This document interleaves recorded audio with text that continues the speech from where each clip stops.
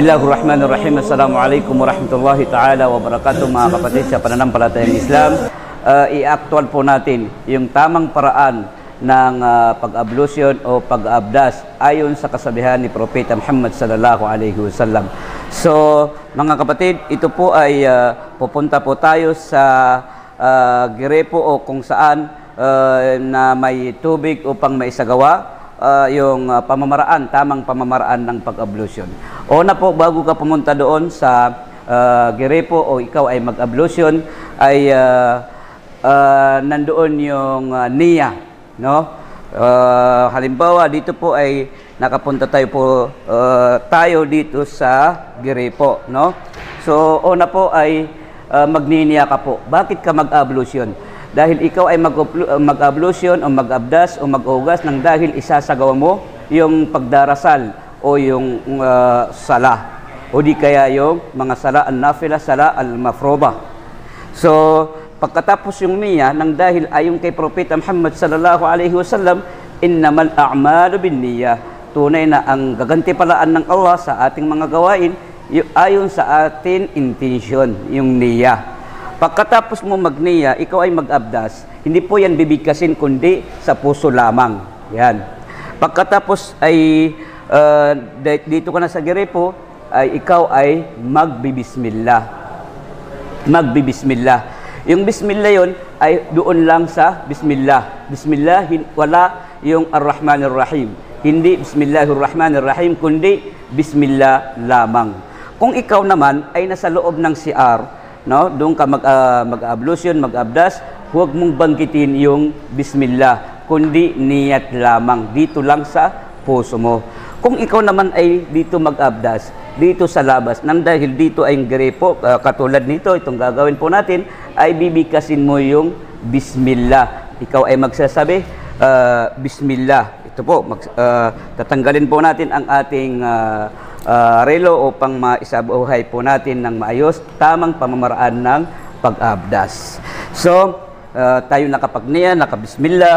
Pagkatapos ay uugasan po natin ang kamay po natin ng 3 beses. Ito po, no?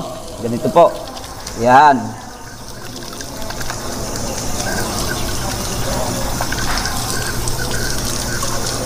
Yan. Huwag niyo kalimutan. So, kahit at least, kahit 3 o marami, at least maugasan ng yung kamay mo. Dahil ayon kay Propeta Muhammad sallallahu alaihi wasallam, kanyang sinabi, pag kayo ay kagigising, no? Ay pag kayo ay pumunta sa Girepo, mag-abdas, huwag kayong gumamit muna ng tubig, magsingot o magmumog, kundi ugasan niyo muna ang inyong 2 kamay nang dahil hindi niyo alam kung saan niyo nailagay ang inyong 2 kamay sa oras ng inyong pagtutulog. Yan. So, natapos po natin, naugasan po natin ang 2 kamay po natin. So, tayo po ay magsisimula ng abdas, no? So, kung bago ka magsimula ng abdas, kung ikaw ay ugasan mo muna ang iyong kamay, no? Kung may maraming tubig, pwede mo ugasan mo muna yung kamay mo, no? Yan. Bago ka magsimula ng tubig, mag-abdas, o ito yung leg mo, bago ka magsimula ng abdas, no? Pwede mo ugasan mo muna ito para hindi mo may sali sa abdas mo, dahil hindi yun kasali sa abdasin itong leg po natin. Kunwari, kung may mga libag rito, no, tatanggalin po natin ito. Kunwari, ganito yung tubig natin, no? Ganyan, para mawala kung may libag dito. So ngayon, tayo po ay magsisimula ng abdas, pagkatapos yung niya, pagkatapos bismillah, tapos naugasan po natin ng 3 beses ang ating kamay, tapos tayo ay abdas. Magsisimula ng abdas. Ganito po. Kailangan yung tubig po, unang-una yung tubig, huwag tayo mag-israp ng tubig, no? Dahil hindi maganda yung pag-israp ng tubig. Pinagbawal po sa atin ni Propeta Muhammad, kahit maraming tubig, kailangan gamitin natin ang tamang paraan ng paggamit ng tubig. Ganito po, no? Tubig, oh. Tapos, tayo po ay magmumumog ng 3 beses. Kukuha ng tubig, yan, Mhm. Yan. Pagkatapos ay sisingot ka. Kasi sabi, al-mabmada wal istinshaq. Al-mabmada, yung pagmumumog, yung ginamit natin. Una. Pangalawa, yung istinshaq. Ano po yung istinshaq? Yung pagsisingot ng tubig. Ganito. Yan. Yung istinshaq, sisingot ka ng tubig, ito. Tapos, ang istinshaq, gagamitin mo, ilalabas mo yung tubig na siningot mo gamit ang kaliwang kamay. Una, yung kanang kamay, tapos pag ilalabas mo yung tubig, ang kaliwang kamay ang gagamitin mo. Dahil marami yun. Minsan, may mga, ano mang tawag doon, yung langong, no? O di kaya yung hindi maganda, lumalabas. So, yan. So, tayo po ganito, yan. Pagkatapos yung magmada, istinshaq, ito ganito.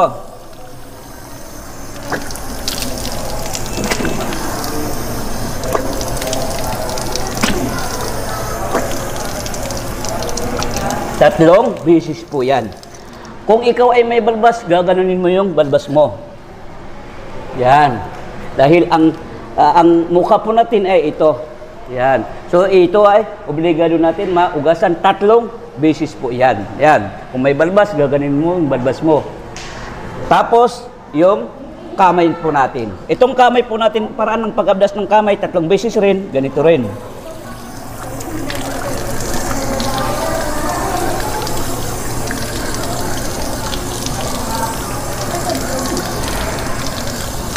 Yan.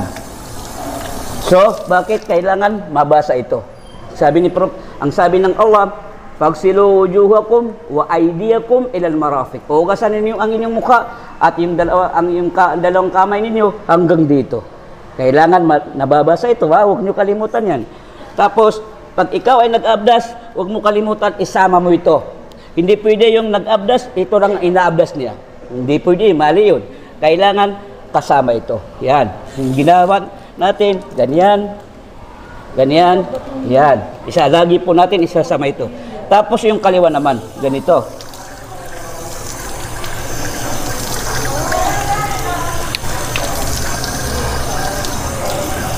Yan.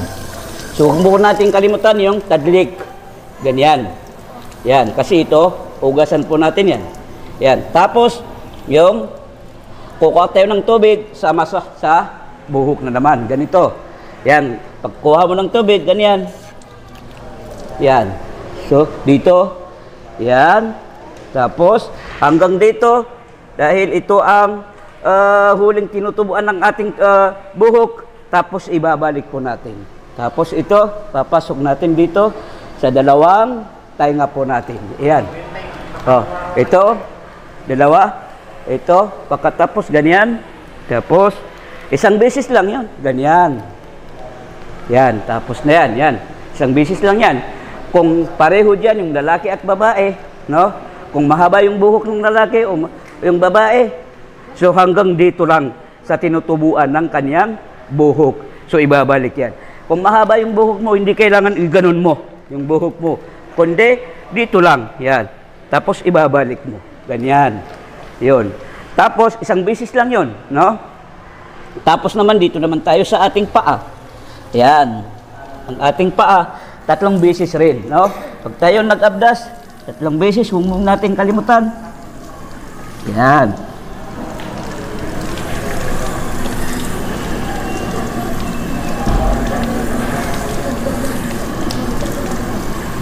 Huwag mo natin kalimutan yung tadlik dito. Ha? Yan. At saka ito, huwag natin kalimutan ito.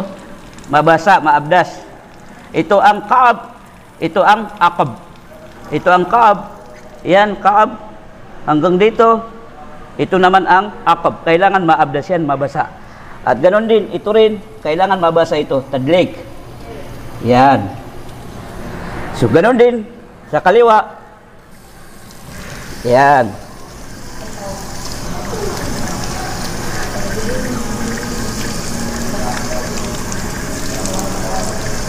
Yan. Huwag niyo kalimutan dito, ha. Yan. Saka itong mga kuko natin, ha? Itong mga kuko. Yan. Minsan hindi nababasa yun. Hindi pwede yung mag-abdas na ginaganon mo yung tubig. Hindi pwede yan. So yan, natapos po natin yung paraan ng pag-abdas o pag-ugas bago tayo magsala. Pagkatapos mo, babasahin mo yung dua. Allahumma ashhadu an la ilaha illallah wa ashhadu anna Muhammadar Rasulullah wa ashhadu an la ilaha illallah wahdahu la syarika lah wa ashhadu anna Muhammadan abduhu wa rasuluh. Allahumma ja'alni minat tawwabin wa ja'alni minal mutatahhirin. Yung pagbabasa diyan, hindi kailangan gumanon o humarap sa kibla, kundi binabasa mo lamang yan pagkatapos mo mag-abdas. So hanggang dito na lang, yan ang paraan, tamang paraan ng pag-abdas ni ayon sa katuruan ni Propeta Muhammad sallallahu alaihi wasallam. Maraming salamat po. Assalamualaikum warahmatullahi taala wabarakatuh.